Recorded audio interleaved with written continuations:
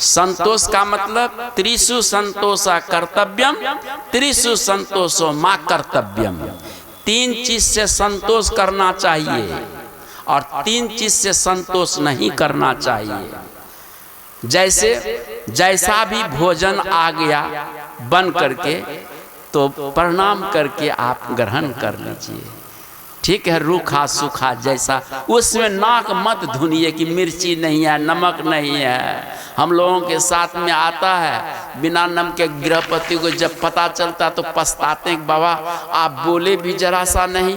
हम क्या बोलेंगे, रोज तो नमक खाते हैं, एक दिन नहीं खाएंगे तो क्या क्या होगा। बात समझ गए, हाँ न। लेकिन लोग तिलमिला जाते, थाली भी फेंक देते हैं। फेंकते हैं कि नहीं फेंकते हैं, और बड़ा तांडव खड़ा हो जाता है, ठीक है। तो इसलिए भोजन से संतोष, जो आपके भाग्य में है, ठीक है ना। धन जितना मिला है भगवान को धन्यवाद दीजिए, भगवान हम तो इतना भी नहीं चाहे थे, आपने दिया, बहुत दिया, इसमें आपको सुख मिलेगा, ये संतोष है ना। बहुत दिया, दुकान में बैठे हैं, 400 रुपया का मुनाफा हुआ और आप कहिए कि 800 रुपया हो जाता तो आपको सुख कभी मिलेगा? नहीं मिलेगा। बस 400 रुपया हो गया, भगवान को धन्यवाद कहा कि हे भगवान हम तो 400 का उम्मीद भी नहीं किए थे, आपने 400 मुझे दे दिया, तो आपको बहुत सुख मिलेगा। संतोषम परमम सुखम, थोड़ी थोड़ी बात कहते हैं। और तीसरा है पत्नी और पति।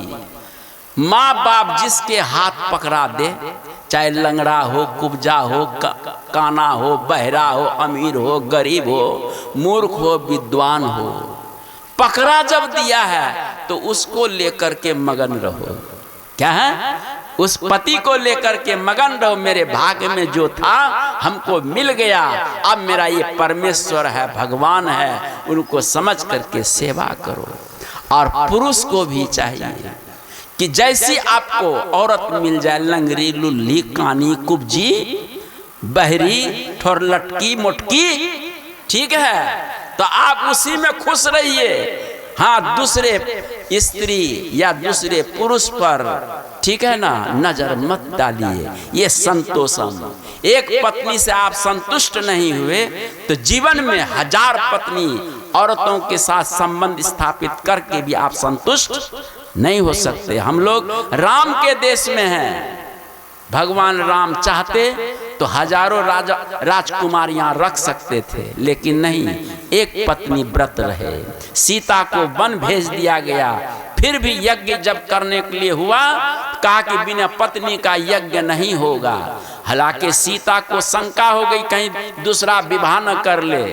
वाल्मीकि जी ने समझाया, नहीं बेटी, राम वो नहीं है। हाँ, तुम्हारी प्रतिमा बनाकर पास में रखकर यज्ञ, राष्ट्रीय यज्ञ संपन्न होगा, लेकिन दूसरा विवाह राम नहीं करेंगे। ये हम लोग राम के देश के है ना व्यक्ति जीव हैं, इसलिए राम के जैसा बनने का संकल्प, ये संतोषा। बात समझ गए? ये 3 चीज, अब 3 चीज से संतोष नहीं करना चाहिए। स्वाध्याय, स्वाध्याय का मतलब ज्ञान इतना है कि उसका आर पार नहीं है। लोग कुछ डिग्री हासिल कर लेते हैं, कहते हैं हम बहुत बड़ा विद्वान हैं। आप विद्वान नहीं हैं, है ना। इंद्र बृहस्पति के पास 1000 वर्ष तक वेदाध्ययन किया। एक दिन इंद्र ने पूछा कि गुरुजी कितना ज्ञान है?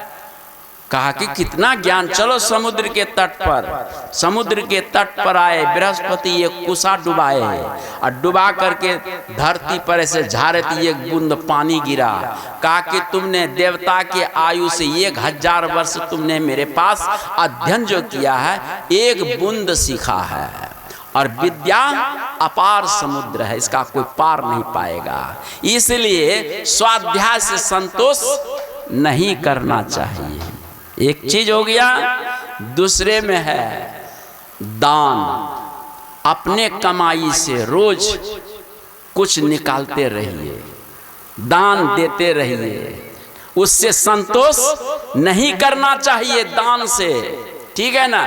जितना हो देते रहिए, उससे आपका प्रायश्चित होगा। क्यों? मन वाणी कर्म से हर आदमी रोज पाप करता है, तो कुछ हमारा कर्म प्रायश्चित हो रहा, सफाई हो रहा है, ठीक है। लेकिन दानानाम सर्वेषाम दानानाम दानम ज्ञानम उत्तमम, सभी दानों में सबसे श्रेष्ठ दान ज्ञान दान होता है ना। आपको भोजन दे दिया, वस्त्र दे दिया, जमीन दे दिया, अरे इसी लोग के लिए हुआ। यदि कहीं ज्ञान मिल जाए, वो ज्ञान यदि है ना होगा तो इस दुख रूप संसार का किनारा लगा देगा ज्ञान। इसलिए वस्त्र से भी श्रेष्ठ है, भोजन से भी श्रेष्ठ है, जमीन से भी श्रेष्ठ है, मकान से भी श्रेष्ठ है, सबसे श्रेष्ठ ज्ञान दान होता है। इसलिए ज्ञान दान के सामने में कोई दान का स्थान नहीं है, याद रखिए। इसलिए ज्ञानम अभयम ददाति, ज्ञान जो होता है अभय प्रदान करता है। भोजन, वस्त्र, मकान, जगह, जमीन ये अभय प्रदान नहीं करता है। इसीलिए दान देते रहिए। आपके पास ज्ञान है तो ज्ञान दीजिए, है ना। यदि धन है तो धनो सहयोग कीजिए असहाय लोगों को, है ना। तो ये करते रहना चाहिए, इससे संतोष नहीं करना चाहिए। और अंतिम में आता है भजन। भजन से भी संतोष नहीं करना चाहिए। आप कहिएगा ये घंटा ध्यान कर लिए, अरे भैया ये घंटा 2 घंटा से कुछ होने वाला नहीं है। जितना हो सके जब मन रम जाए। गुरु महाराज तो एक नियम बना दिए कि 3 बजे या 4 बजे उठकर ब्रह्म मुहूर्त में ध्यान करिए, स्नान के बाद ध्यान करिए, शाम को ध्यान करिए। लेकिन एक बात जानिए, शास्त्रीय बात, जब मन रम जाए तभी ध्यान का समय हो गया, ठीक। चाहे 12 बजे रात में रम गया, चाहे 11 बजे रात में रम गया, बस आसन लगा के बैठ जाओ। 3 बजे का इंतजार मत करो, 4 बजे का इंतजार मत करो। मन जब रम गया तो बस ध्यान में बैठ जाइए, आपका कल्याण होगा। लेकिन यह जो नियम लगाया गया है प्रवृत्ति लोगों के लिए, जो संसार में काम धाम में लगे रहते हैं, तो कम से कम समय बांध दिया तो उस समय में कम से कम कुछ कर ले, अच्छा रहेगा। आस्तिक्यम, आस्तिक्य आता है। गुरु महाराज कहते हैं मैं आस्तिक घर में जन्म लिया हूँ और मैं आस्तिक का बच्चा हूँ और मैं गुरु के वचन पर अडिग हूँ। मुझे कोई हिलाना चाहे तो मैं हिल नहीं सकता। देखो गुरु के वचन में कितनी आस्था है। सबरी को 14,000 वर्ष लग गया, गुरु के वचन में कितनी आस्था है कि भगवान राम मेरे गुरुदेव ने कहा है आएंगे। ऐसी आस्था होनी चाहिए। लेकिन आप दीक्षा भी ले लिए हैं, संकल्प भी ले लिए, लेकिन गुरु के वचन में आस्था नहीं है। आस्था यदि होती तो आप डगरा लेकर के नदी किनारे में जाते। डगरा मतलब जानते हैं ना, छठ पूजा में अरे चल भी नहीं पाते, पसीना से लतर पतर सब हमने देखा है, क्योंकि गुरु के वचन में आस्था नहीं है। वो भी करना सही है अज्ञानियों के लिए, जिनका मन इधर नहीं लग रहा है, तो मंदमतियों के लिए वो सब काम है। लेकिन जिसकी बुद्धि तीव्र है वहाँ लगाने की अपनी बुद्धि का जरूरत नहीं है, इसमें लगाइए, तब आपका कल्याण होगा। तो समय तो है ना हो ही गया और मेरा विषय खत्म नहीं हुआ। एक शब्द पर फिर हम अपराह्न बेला मिलेंगे। बोलिए श्री सद्गुरु महाराज की जय।